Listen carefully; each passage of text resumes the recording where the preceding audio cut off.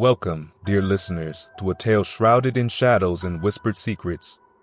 Imagine, if you will, an old Victorian house standing at the edge of a forgotten forest, its once proud gables now drooping, its windows darkened by time.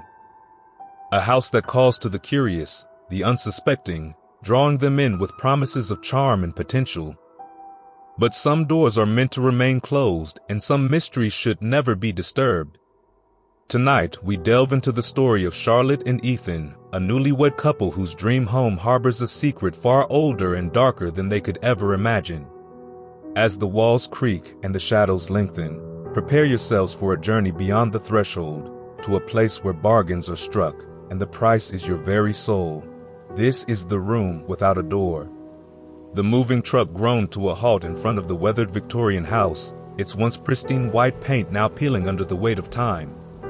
Charlotte and Ethan, glowing with the optimism of newlyweds, stepped out of their car, clutching each other's hands tightly as they gazed at their new home. "It's got character," Ethan said with a boyish grin as Charlotte squinted at the creaky, gabled roof. "It's got something, all right," she replied with a laugh, though a shiver ran down her spine. The house had come at a steal, a sprawling property at the edge of a forest, far enough from the city to feel like a retreat, but close enough to Ethan's job to remain practical. The real estate agent had been evasive about why the property had been vacant for so long, but the couple chalked it up to urban legends and overactive imaginations. Inside, the house exuded a faded grandeur. High ceilings loomed over intricately carved crown moldings, and aged wooden floors creaked underfoot. Dust motes swirled in the dim light filtering through lace curtains that fluttered from unseen drafts.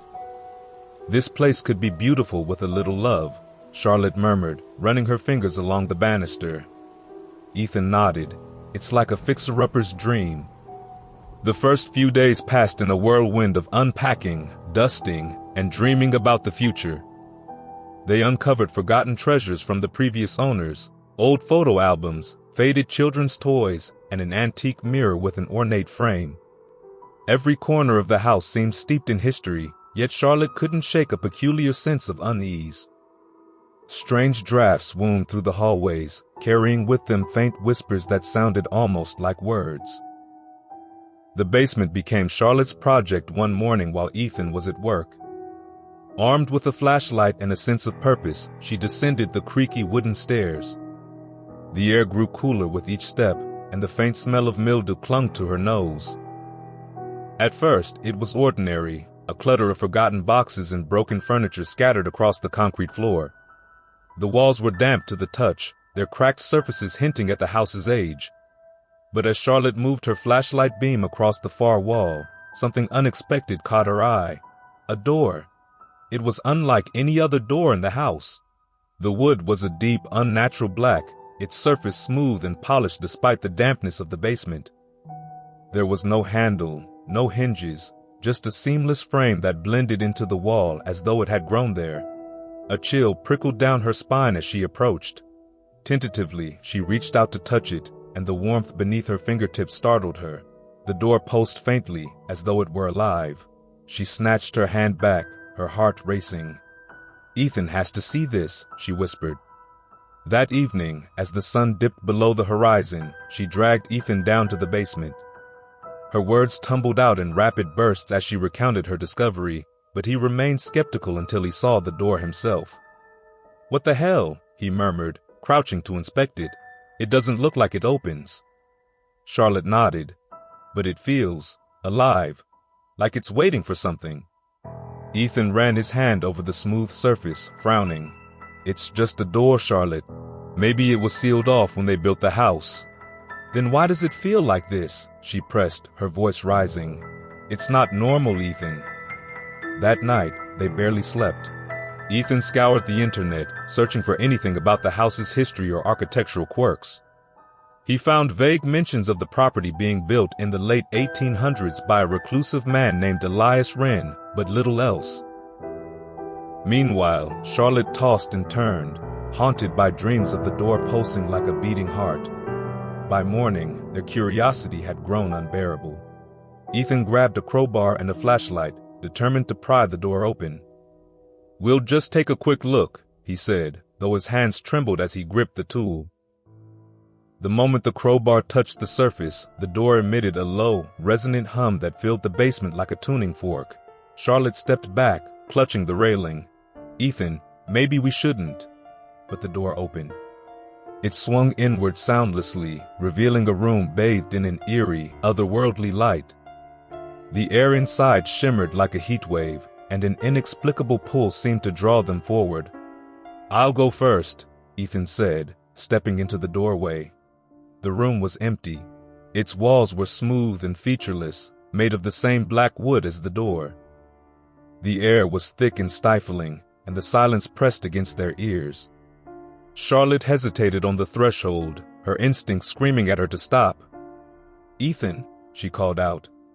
He turned to her, his face pale and drawn. "It's nothing, it's just an empty room." But when he tried to step back out, something stopped him. He reached for the threshold, only for his hand to meet an invisible barrier. His fingers scraped desperately against the air, his expression turning frantic. "Charlotte," he yelled, "I can't get out!" "Ethan," she screamed, slamming her fists against the wall. "No, no, no! It can't! This can't be happening!" The concrete was cold and unyielding beneath her hands, her strikes echoing hollowly in the basement. She clawed at the wall until her nails cracked, her breathing growing ragged. Behind her, Ethan's voice came muffled but frantic. "Charlotte, can you hear me? Charlotte, don't leave me." "I'm not leaving," she yelled, spinning around to face the empty room. "I'll figure this out. I'll find a way to get you out." Ethan stood frozen, his hands pressed against the invisible barrier that separated them. His face was pale, his forehead slick with sweat. "It's not just the room," he said, his voice cracking. "There's something else in here." "What are you talking about?" Charlotte asked, fear coiling tighter in her chest. "It's watching me," he whispered. "I don't know what it is, but it's close." Charlotte's eyes darted around the basement, but there was no sign of movement, no sound other than their voices and the pounding of her own heart. "Just hold on," she said, forcing herself to sound steady. "I'll get help. Don't move, okay?" Ethan's gaze locked on hers, a flicker of hope warring with terror. "Hurry." Charlotte bolted up the stairs, nearly tripping in her haste. She grabbed her phone and called the realtor, her fingers trembling so violently she could barely press the buttons. "Hello," she blurted the moment the line connected. "This is Charlotte Hawthorne. I bought the house on Willow Creek. Something's wrong with it. There's a door in the basement, and—" The voice on the other end interrupted her, wary and hesitant. "Mrs. Hawthorne, I thought I explained everything during the sale." "You didn't explain this," she snapped. "The door, it leads to some kind of room. My husband is trapped inside, and—" "Stop," the realtor said sharply, his tone shifting to something more guarded. "If the door is open, you need to leave. Now, get out of the house." Charlotte froze. "What do you mean, leave? I can't just leave my husband." "You don't understand. That room, it's not normal. No one who enters it ever comes back the same. If you stay, it'll take you too." A chill ran down her spine. "You knew," she hissed. "You sold us this house knowing what was in it." "I didn't have a choice," the realtor shot back, his voice breaking. "The house chooses people. It lets me leave, but only if I keep passing it on. I'm sorry, but you're on your own." The line went dead. Charlotte stared at her phone, her mind reeling. Her legs buckled, and she slid to the floor, shaking with fury and despair. The house had chosen them. A faint sound pulled her from her thoughts, a low, resonant hum, like the distant tolling of a bell. It seemed to rise from the floor beneath her, vibrating through her bones. "No," she whispered, scrambling to her feet. "I won't let it win." She ran back to the basement, clutching the crowbar tightly. When she reached the bottom of the stairs, she froze. The door was back. It stood where it had been before, its black wood gleaming faintly in the dim light. The room beyond was dark now, the eerie glow replaced by a suffocating void. Ethan was nowhere to be seen. "Ethan," she called, stepping closer. There was no response. Her voice sounded tiny and insignificant against the oppressive silence. Charlotte's hand trembled as she reached for the door. The surface was warm again, pulsing faintly beneath her fingers. The hum grew louder, wrapping around her like invisible chains, pulling her closer to the threshold. "I'm coming for you," she whispered, and stepped inside. The door slammed shut behind her. The air inside the room felt heavy and alive, pressing against Charlotte like an unseen force. The walls rippled faintly, casting distorted reflections of her terrified face. The hum that had filled her ears since she stepped in grew louder, shifting into a low growl that reverberated in her chest. "Ethan," she called out, her voice shaking. From the darkness she heard it, a ragged, gasping breath. Her heart leapt as she turned toward the sound, squinting into the shadows. The faint light revealed shapes moving at the edges of her vision, writhing and curling as though the darkness itself had taken on a mind. "Charlotte." The voice was faint, pained, but unmistakably Ethan's. She ran toward him, her footsteps echoing against the smooth black floor. When she reached him, her knees buckled. He was on the ground, his head slumped forward, his arms hanging limply at his sides. His skin was pallid, nearly translucent, and his breath came in shallow, uneven gasps. "Ethan," she cried, dropping beside him. He looked up, and she recoiled. His features were gaunt and sunken, his eyes glowing faintly with an eerie, sickly light. His lips parted, and a voice that wasn't entirely his own rasped, "You shouldn't have come." "What happened to you?" she whispered, tears streaming down her face. "They're watching," Ethan said, his voice faltering. "The shadows, they're alive, they're feeding." Before Charlotte could respond, the floor beneath them rippled. Ominous shadows, like sentient wisps of smoke, began to rise, curling upward with deliberate, predatory movements. They wrapped themselves around Ethan's legs, coiling tightly as if claiming him. "Stop!" Charlotte screamed, clawing at the smoky shapes. Her hands passed through them as though they were insubstantial, yet they pulled Ethan deeper into the floor, as if dragging him into the very foundation of the room. The hum crescendoed into a guttural laugh, deep and resonant, filling every corner of the void. The shadows coalesced, forming a towering figure that loomed over Charlotte and Ethan. It stepped closer, its presence overwhelming and suffocating. Two burning eyes emerged from the darkness, glowing like molten embers, and curled horns crowned its grotesque silhouette. "Welcome," it purred, its voice smooth and cold, like steel dragged across ice. Charlotte froze, clutching Ethan's hand as she stared up at the monstrous figure. Who are you?" she stammered. The creature tilted its head, its grin widening to reveal jagged teeth as black as the void. "I am the keeper of this place," it said, "the master of the door."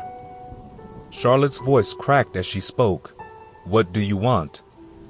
The keeper gestured to Ethan, its clawed hand slicing the air like a blade. "This one is already mine," it said, "but you are an unexpected gift." "No," she said, shaking her head. "You can't have him. Take me instead." The creature laughed, the sound reverberating like thunder. "How noble," it said mockingly. "But bartering is a dangerous game. Are you certain you know what you offer?" Charlotte's throat tightened. "If I give myself to you, will you let him go?" The keeper leaned closer, its eyes burning brighter. "He will be free to leave, but he will never be the same. The door leaves its mark on all who enter." Ethan weakly shook his head, his sunken face twisted in anguish. "Don't do this," he rasped. "Charlotte, don't. You don't know what it'll do to you." "I don't care," she said, tears streaming down her cheeks. "I won't leave you here." The creature straightened, its shadowy form towering over them. "Very well," it said. "Your soul in exchange for his freedom. The bargain is struck." It extended a clawed hand, and Charlotte hesitated only a moment before placing her trembling palm in its grasp. The moment their skin touched, searing pain shot through her body, and she screamed. The shadow surged forward, enveloping her, pulling her into the darkness. "Charlotte!" Ethan screamed, his voice breaking as he tried to reach for her. But the shadows lifted him, throwing him toward the reappearing door. "Go," Charlotte's voice echoed as she disappeared into the void. "Don't look back." The door swung open, and Ethan was hurled through it into the basement. He landed hard on the cold concrete, gasping for breath. When he scrambled to his feet, the door was gone, replaced by an unbroken wall of featureless concrete. He pounded on the wall, screaming her name, but the house remained silent. Ethan left the house that night, but his life was never the same. His nights were plagued by nightmares of Charlotte's final scream and the burning eyes of the creature that took her. No one believed his story, dismissing him as a madman haunted by grief. Years later, he returned to the property, finding it abandoned and overgrown. The basement was sealed, but he swore he could hear faint whispers behind the concrete wall. And sometimes, when the wind was still and the night was quiet, he could almost hear her voice calling to him, "Ethan, come back." And so, dear listeners, our tale of the room without a door comes to its chilling conclusion. But remember, some doors should remain closed, and some mysteries should never be unraveled. For those who venture too far into the unknown, the price is often greater than they ever imagined. But don't stray too far, for darkness is never truly behind us, it's always waiting just ahead. Join us next time if you dare, for another sinister tale to haunt your dreams. Our next episode, The Boy Beneath the Floorboards, will take you into the depths of an old Victorian house where a young woman hears strange scratching under her bed.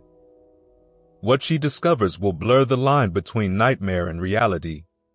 A boy with hollow eyes and a stitched mouth is waiting for her, and for you. Until then, sleep lightly, my friends, for in the stillness of the night, when the house creaks and the shadows stir, you might just find yourself wondering, what's behind your own door? Good night, and see you next time.